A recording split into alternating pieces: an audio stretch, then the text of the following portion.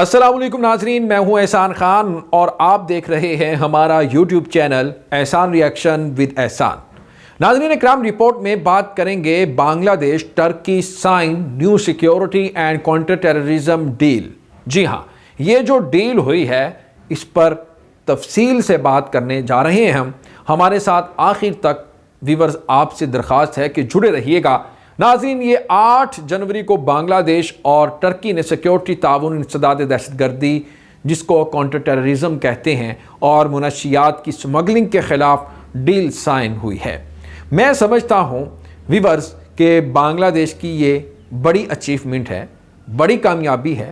آپ کو یاد ہوگا کہ ٹرکی نے، میں ذرا تاریخ بتانے لگا ہوں آپ کو، کہ سب سے پہلے 22 فروری 1974 کو اسلامی تعاون تنظیم، جس کو OIC کہتے ہیں، کہ سربراہی اجلاس میں بنگلہ دیش کو ایک خود مختار قومی ریاست کے طور پر تسلیم کیا۔ اس کے بعد سے یہ تعلقات کئی اتار چڑھاؤ سے گزرے اور اب یہ ایک نئی بلندی پر پہنچ گئے ہیں، کیونکہ دونوں ممالک نے دفاعی تبادلے اور سیکیورٹی تعاون کے لیے کوششیں تیز کرتی ہیں۔ ناظرین اکرام، بنگلہ دیش ٹرکی سے ہتھیار خریدنے والا چوتھا بڑا ملک ہے، نمبر 4 آتا ہے جناب۔ اور 2021 کے پہلے 4 مہینوں میں بنگلہ دیش نے ٹرکی سے لگ بھگ $60 ملین مالیت کا اسلحہ درآمد کیا ہے۔ جی ہاں، جو ترکی کی کل $1 بلین کی دفاعی فروخت میں سے تھا۔ یہ ٹرکی کے لیے بنگلہ دیش کی اہمیت کی نشاندہی کرتا ہے اور در حقیقت انقرہ اپنی ایشیا کی خارجہ پالیسی کے ایجنڈے میں بنگلہ دیش کو خصوصی اہمیت دیتا ہے، بہت زیادہ اہمیت دیتا ہے۔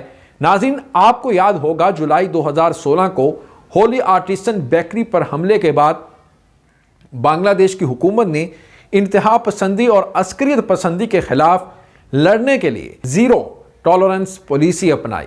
حالیہ سیکیورٹی ڈیل میں ڈھاکہ اور انقرہ نے دہشت گردی کا مقابلہ کرنے میں ایک دوسرے کے ساتھ تعاون کرنے پر اتفاق کیا، بشمول معلومات کے ذریعے کے تبادلے کے ذریعے، جس سے دونوں ممالک کو دہشت گردی سے لڑنے میں مدد ملے گی اور بالآخر عالمی دہشت گردی کے انڈیکس میں اپنی درجہ بندی کو بہتر بنایا جائے گا۔ ناظرین، 2020 میں انڈیکس کی رپورٹ کے مطابق، میں یہ آپ کو وہ رپورٹ بتانے جا رہا ہوں جس میں ناظرین اکرام ترکی دنیا میں دہشت گردی سے سب سے زیادہ متاثر ہونے والا 18واں ملک تھا، جبکہ بنگلہ دیش 33ویں نمبر پر موجود ہے۔ اور دونوں ممالک کے لیے ایک اور اہم تشویش منشیات کی سمگلنگ ہے، کیونکہ یہ کاروبار کو خطرے میں ڈالتا ہے، پریشان کرتا ہے، ہرڈلز کھڑی کرتا ہے اور مجموعی طور پر معیشت کو گھسیٹتا ہے۔ اب بنگلہ دیش اور ٹرکی نے آپس میں ڈیل کر لی ہے، اس کو ختم کرنا چاہیے، جو مرضی ہو جائے۔ حالیہ معاہدوں میں بنگلہ دیش اور ٹرکی نے اپنی سرحدوں کے اندر اور باہر منشیات کی سمگلنگ سے نمٹنے پر اتفاق کیا۔ اب یہ کریں گے کیا کہ یہ منشیات اس کو ختم کریں گے، ریموو کریں گے، تاکہ ہمارا بزنس کمیونٹی پر اثر نہ پڑے۔ اب دونوں ممالک غیر قانونی منشیات کی تجارت کو روکنے کے لیے کام کر سکتے ہیں، بشمول اس کے سمیت دونوں ممالک میں ان کی کاشت، تقسیم اور فروخت اقتصادی نقطہ نظر سے اس کی سیکیورٹی ڈیل کے ترکی کے لیے بہت زیادہ اہمیت کے حامل ہے۔ جی ہاں ویورز، بہت عام بات ہے کہ بنگلہ دیش نے مالی سال 2021 اور 22 میں اپنی فوجی بجٹ کے لیے $4.45 بلین مختص کیے ہیں۔ اس بجٹ کا حجم مارکیٹ کے سائز اور بنگلہ دیش کی مسلح افواج کے لیے ہتھیاروں کی مانگ کو ظاہر کرتا ہے۔ اس مارکیٹ پر قبضہ کرنے کے لیے اسلحے کی عالمی صنعت کی ہمیشہ بنگلہ دیش پر نظر رہتی ہے، اور اس سیکیورٹی ڈیل کے ذریعے ناظرین اکرام ٹرکی دوبارہ اس مارکیٹ میں کامیابی سے گھس آیا ہے۔ یہ بڑی بات ہے جناب، اس کے پاس ایک طریقہ ہے، وہ کس انداز کے ساتھ گھستا ہے، اور بنگلہ دیش کا مسلح افواج کے اہداف 2030 کو پورا کرنے کے لیے اپنے دفاعی ساز و سامان کے سپلائرز کو کامیاب مختلف قسم کے طور پر بنانے کا منصوبہ ہے۔ ترک وزیر خارجہ نے ڈھاکہ کے پہلے دورے پر بنگلہ دیش کے ساتھ دفاعی تعاون بڑھانے اور مشترکہ پیداوار اور اس کے ساتھ ساتھ ٹیکنالوجی کی منتقلی پر عمل کرنے کی خواہش کا اظہار کیا۔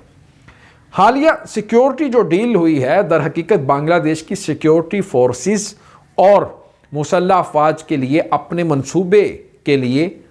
منصوبے کے حصے کی طور پر نئے ہتھیار خریدنے کے لیے ایک نئی کھڑکی کھول دی ہے، ایک نیا دروازہ کھول دیا گیا ہے۔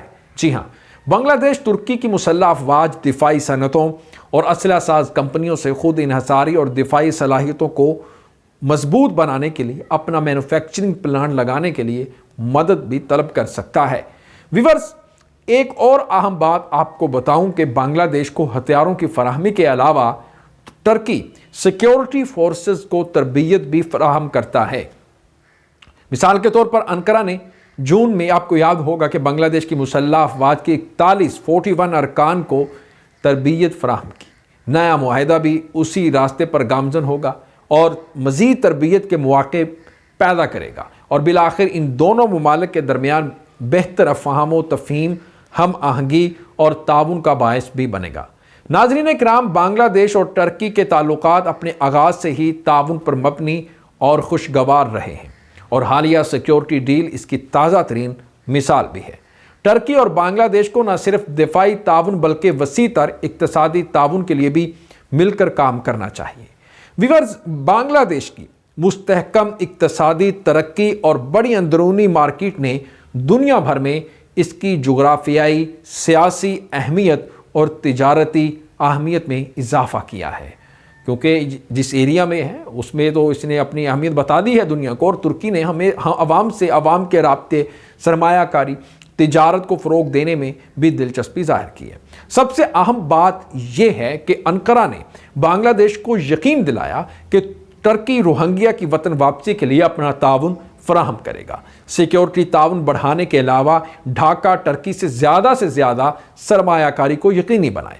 अपनी बरामदी मंजिलों को मतनू बनाने के हिस्से के तौर पर अंकारा की मार्केट में घुसने और इसके साथ साथ बांग्लादेशी तारकीन वतन जो ओवरसीज़ बांग्लादेशी हैं, मजदूरों के लिए टर्की की मंडी को, टर्की के दरवाज़ों को खोलने के लिए अंकारा की दिलचस्पी हासिल कर सकता है, उनका इंटरेस्ट शो कर सकता है।